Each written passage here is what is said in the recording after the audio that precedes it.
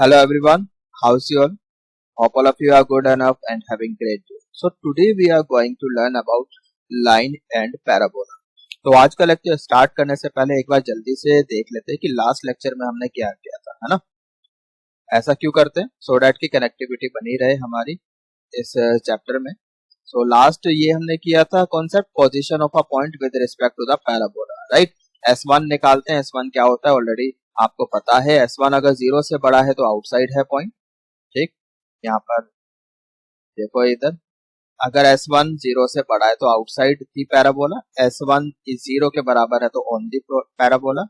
S1 अगर 0 से छोटा है तो इनसाइड दी पैराबोला. ठीक है, तो ये लास्ट कॉन्सेप्ट हमने किया था. और लेंथ ऑफ फोकल कॉर्ड पर बेस्ड कुछ क्वेश्चंस भी हमने ट्राई किए थे. ठीक है, ये कुछ क्वेश्चंस ट्राई किए थे हमने लास्ट, याद आया? ठीक है, आगे चले. तो चलिए अब हम आज का लेक्चर स्टार्ट करते हैं लाइन एंड पैराबोला. ठीक है, तो लाइन की बात हो रही है तो एक लाइन की इक्वेशन कंसीडर कर लो स्लोप फॉर्म में. तो लाइन लेट सपोज हमारे पास है y equal to mx plus. ठीक है, पैराबोला की भी बात हो रही है तो एक पैराबोला भी कंसीडर कर लो. लेट सपोज हमने ये वाला पैराबोला लिया y square equal to 4ax. ठीक है, अगर मैं आपको एक लाइन दे दूं, एक पैराबोला दे दूं, क्या क्या कंडीशन हो सकती है?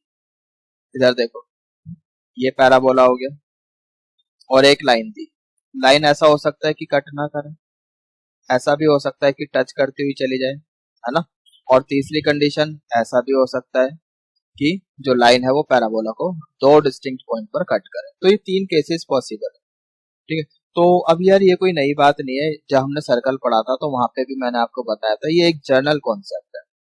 कोई भी लाइन या फिर लाइन और एक आपको कॉनिक कर्व दे दिया जाए तो आपने कैसे काम करना है ये आपको पहले भी बताया गया है ना?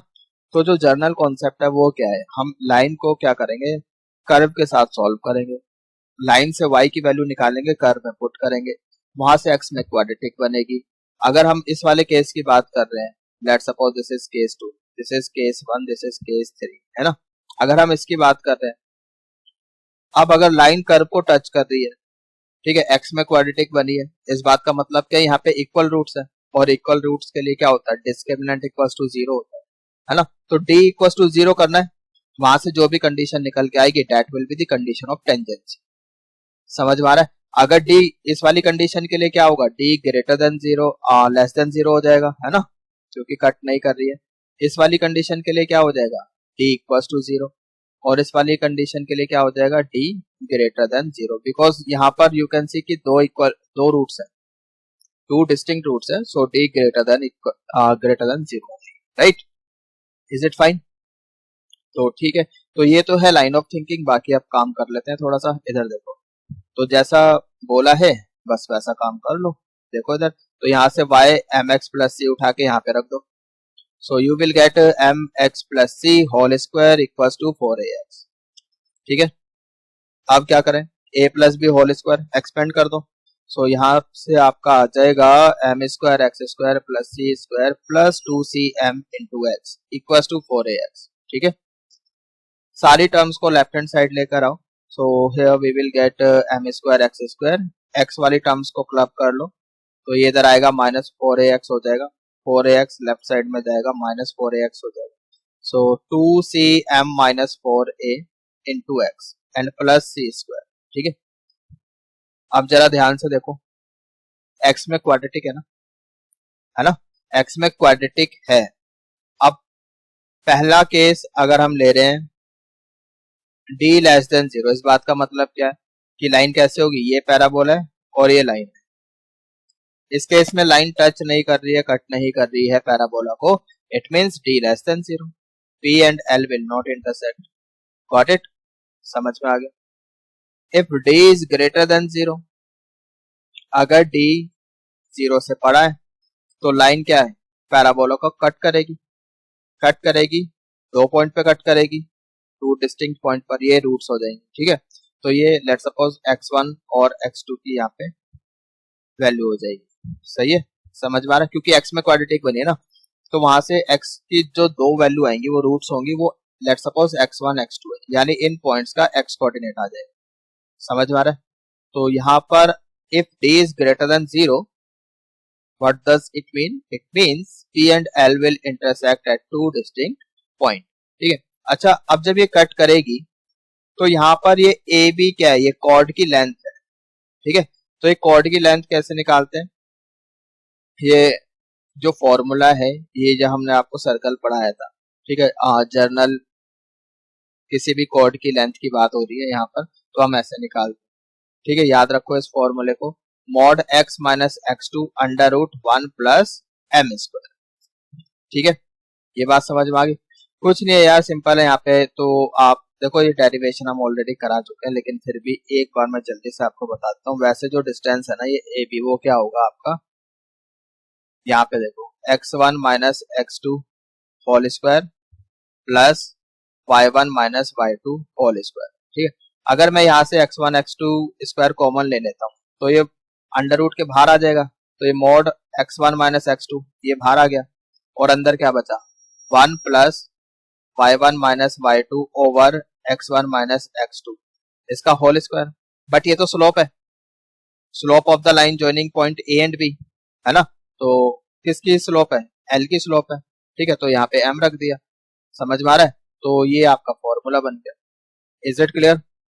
आई होप कि समझ में आ गया है।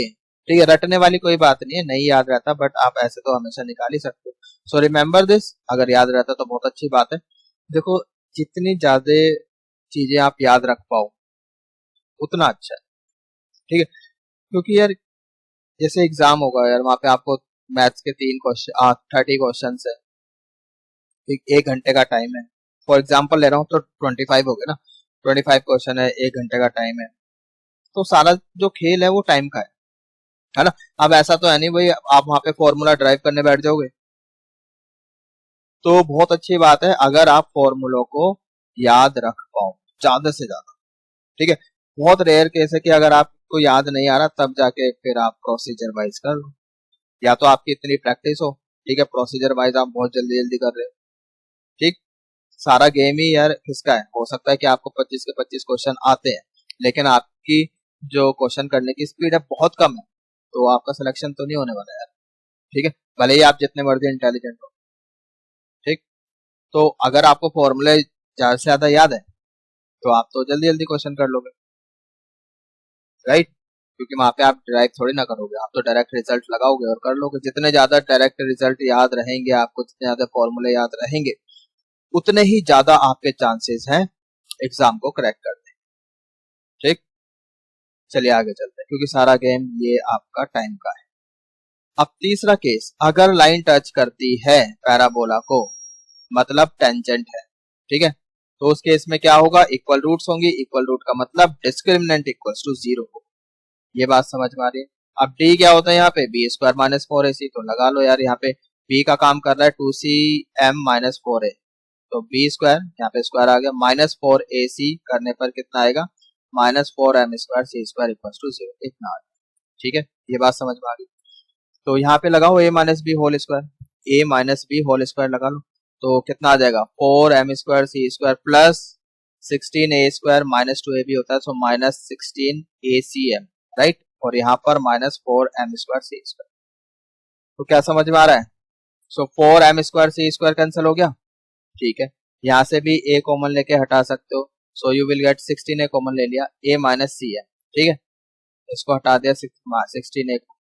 ठीक, यहाँ पर जो a है that is not equal to 0, so this should be 0, a minus C m equal to 0। तो यहाँ से क्या है, कंडीशन निकल के आ गई, c equal to a by m, इसको याद रखोगे आप लोग। ठीक है, c equal to a by m क्या है? This is condition of tangency. अगर आपको एक लाइन दी है y equal to mx plus c, एक पैराबोला दिया है y square equal to 4ax वाला, तो ये कंडीशन।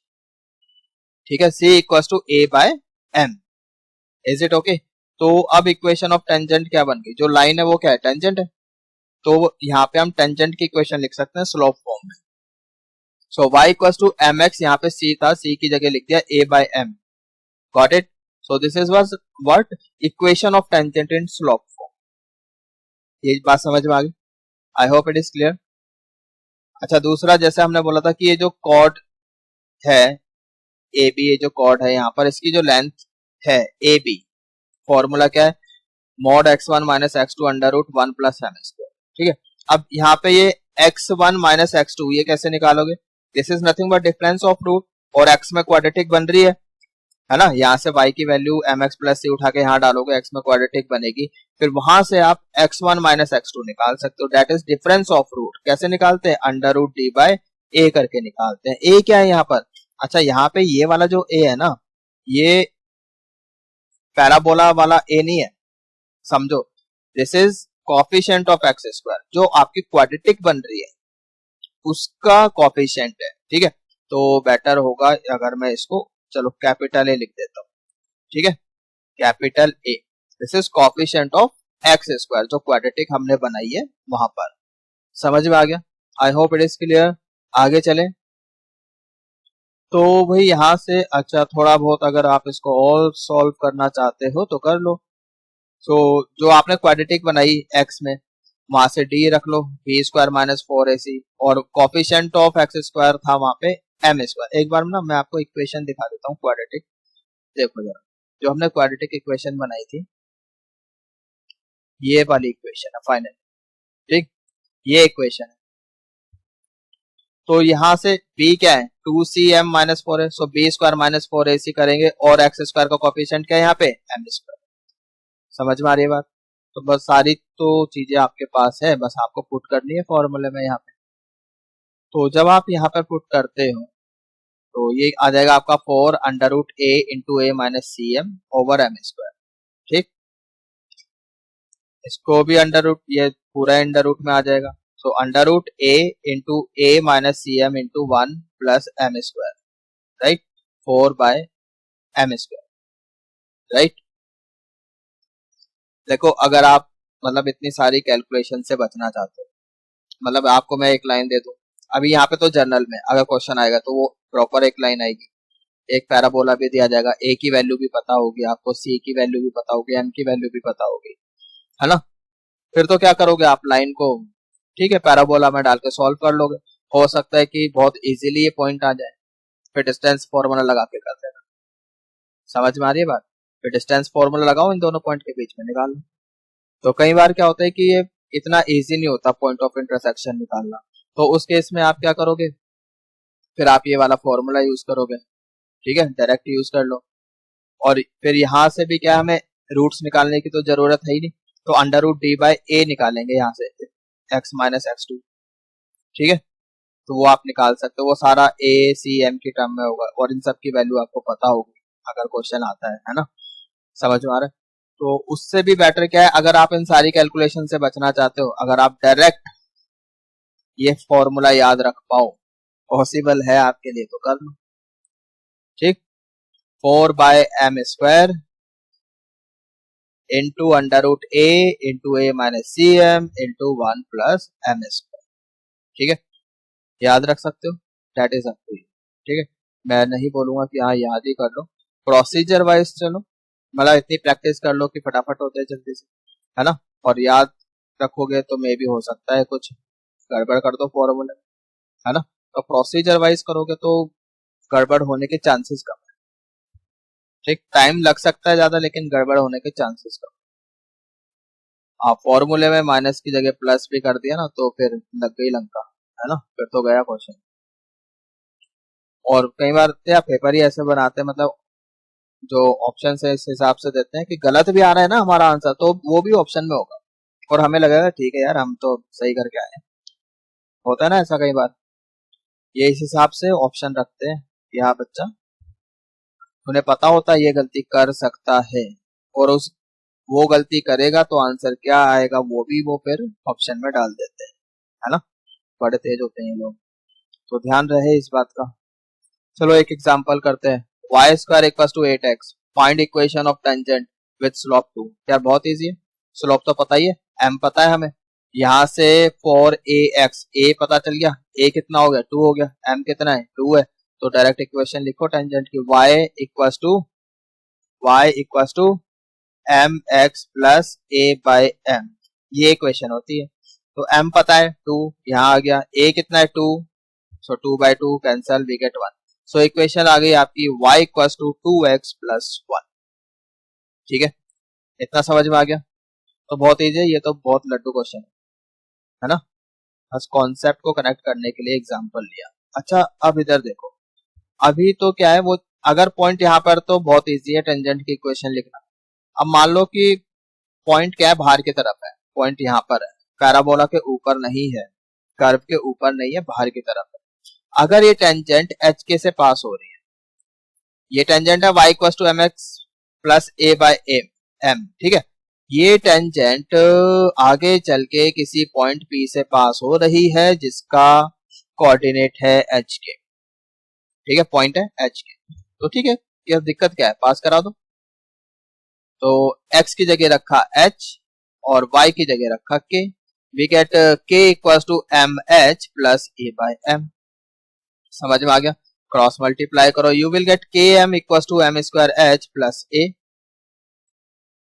ये बात समझ में आती है। तो यार यहाँ पे एम में क्वाड्रेटिक बन रही है, यस और नो, ऑफ कोर्स बन रही है यार, M square H minus K M plus ए, है ना, इसको राइट हैंड साइड लेकर आ जाओ, माइनस में हो जाएगा। So M square H minus K M plus A equal to 0। यार क्वाड्रेटिक बन गई in terms of M, slope की टर्म में क्वाड्रेटिक बन गई। इस बात का मतलब क्या है यार, यहाँ से जो रूट्स आएंगे वो स्लोप की वैल्यू होंगी, ऑफ कोर्स दो वैल्यू आनी भी चाहिए, क्यों, क्योंकि यहाँ पर जो पॉइंट है इससे पास होने वाली तो दो टेंजेंट हो सकती है ना, एक टेंजेंट ऐसे भी जा सकती है। समझ में आ रहा है, तो इसलिए यहाँ से जो दो वैल्यूज आएंगी m की, वो इस क्वाड्रेटिक इक्वेशन की रूट्स होंगी, और क्या होगी, that will be slopes of the tangent passing through this point, right. दो टेंजेंट पॉसिबल है, you can see here we have only two tangents possible here in this case, right. तो अब आप यहाँ पर क्या करो, इधर देखो, सम ऑफ रूट्स कितना हो जाएगा, m1 plus m2 minus b by a होता है ना, तो यहाँ पे ऑलरेडी माइनस है तो माइनस माइनस प्लस हो गया, सो k बाय h हो गया, यस और no.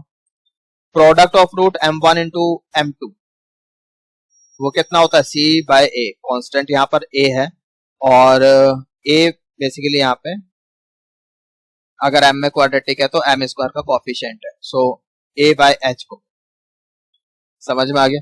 So you have to remember this, और नहीं याद रहता कोई बात नहीं, आप तो क्वाड्रेटिक बनाओ, y equals to M x plus A by M form में टेंजेंट की इक्वेशन लिखो, गिवन पॉइंट होगा, पॉइंट से पास कराओ, m में क्वाड्रेटिक बनेगी, sum and product then you can find easily, okay. क्यों बोला जा रहा है याद रखो, इसके पीछे रीजन है, ठीक है, याद तो रख ही सकते हो, इसमें क्या है, बहुत इजी है।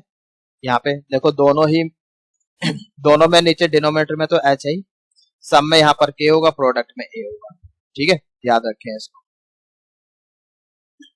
तो क्यों बोला जा रहा है याद रखो, क्योंकि क्वेश्चन बहुत इजीली सॉल्व हो जाएंगे अगर याद रखोगे, तो आपको बार बार क्वाड्रेटिक बनाने की जरूरत ही नहीं पड़ेगी। समझ में आ रही बात, आपको बार बार क्वाड्रेटिक बनाने की जरूरत नहीं पड़ेगी अगर आपको याद रहता है तो। देखो इधर, find locus of a point drawn tangent from which include an angle 60 degree, ठीक है, इस पॉइंट का लोकस निकालना है। यहाँ से दो टेंजेंट जा सकती है, एक एरी एक केरी, इसका स्लोप m1 है, इसका स्लोप m2 है, मान लिया दोनों के बीच में एंगल कितना है, 60 डिग्री है।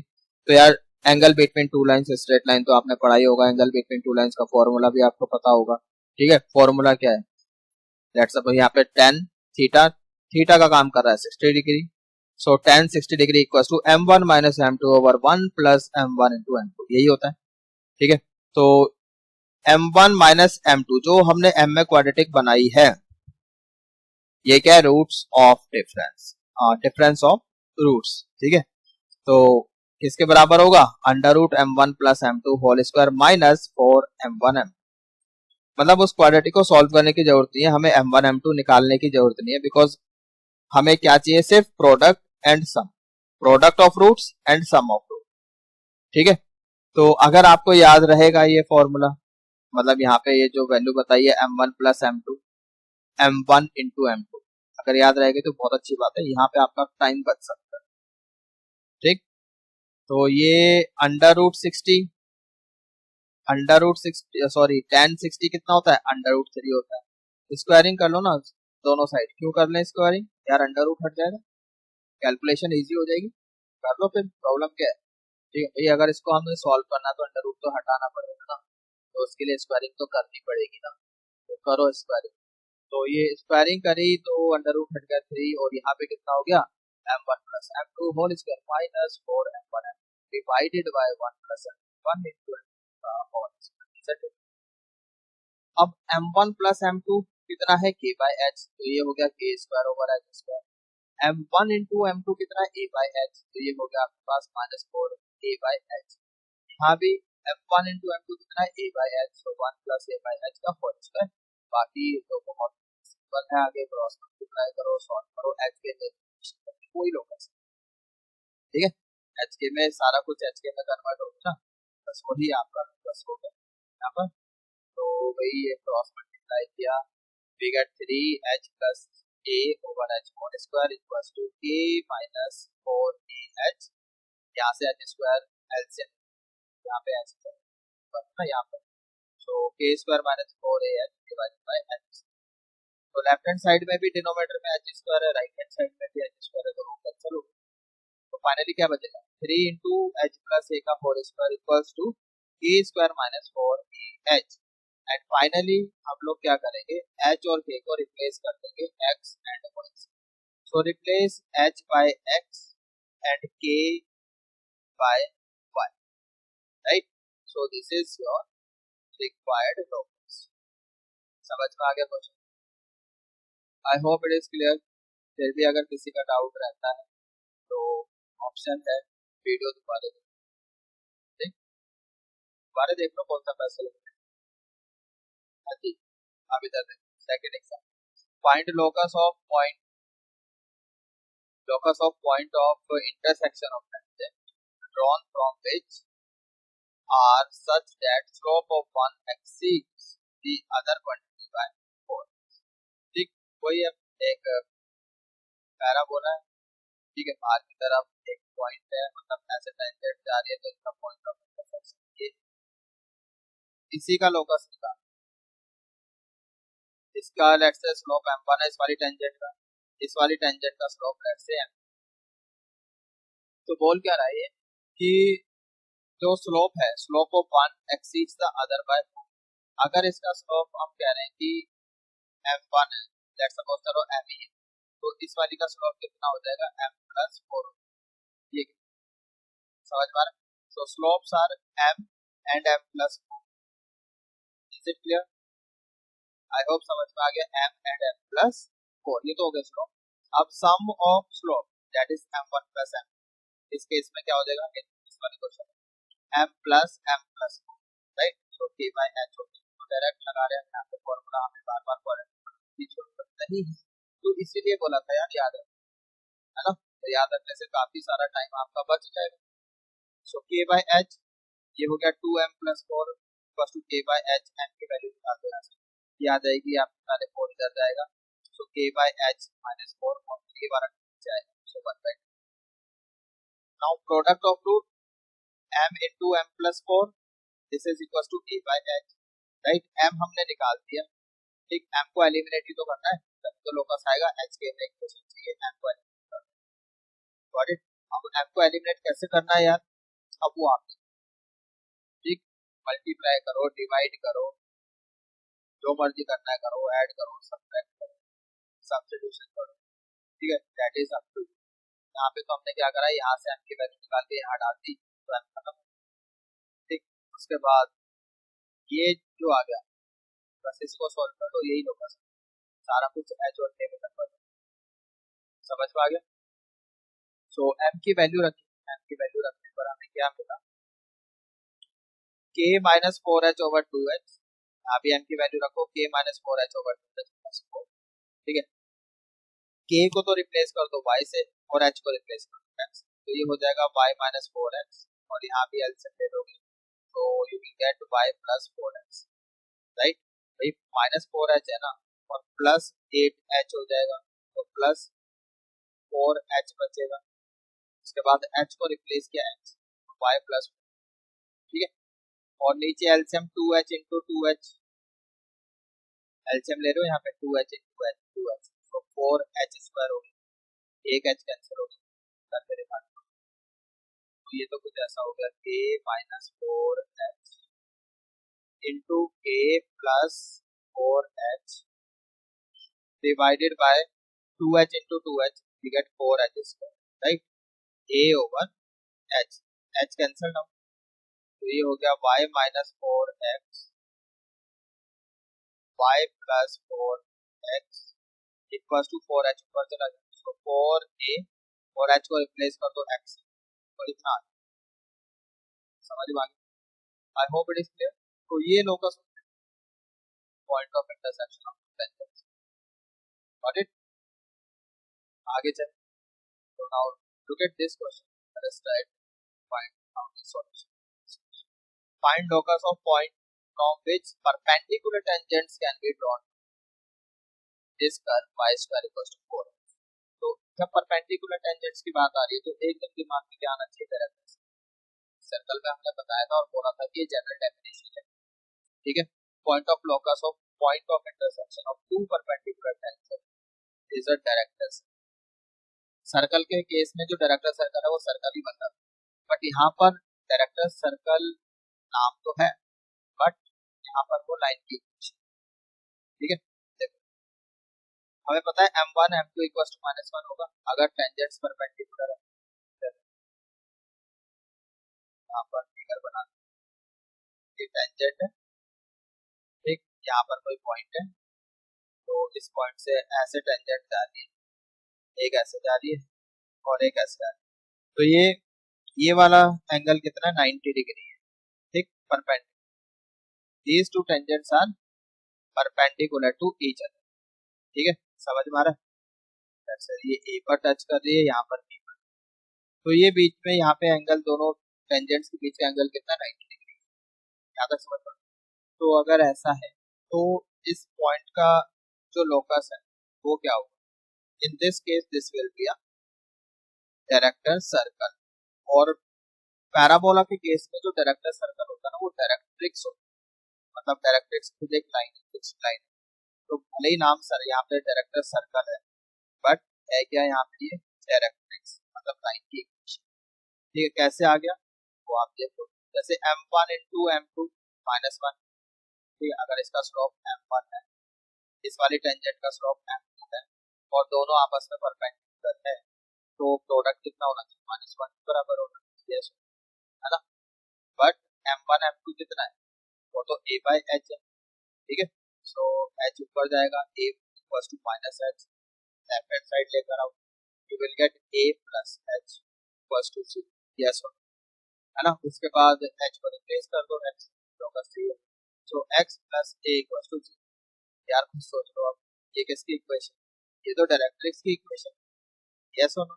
अगर ये आपका पैराबोला है y square equals to 4ax वाला, ठीक है, और x प्लस a, ये तो डायरेक्ट्रिक्स की इक्वेशन है, तो यहाँ सही है। तो ये जो पॉइंट है, point of intersection of two perpendicular tangents, ये ऐसे मूव कर रहा है लाइन के ऊपर, ठीक है, इस तरह से मूव कर रहा है वर्टिकल लाइन, ठीक। तो locus of this point is what director circle बोलेंगे, डायरेक्टर सर्कल है ये लाइन डायरेक्ट्रिक्स, तो याद रखें इस in case of parabola director circle is directrix, समझ में आ गया। तो यहाँ पर लिख लो इसको नोट करके, in case of parabola director circle is directrix, ठीक है। आगे चले,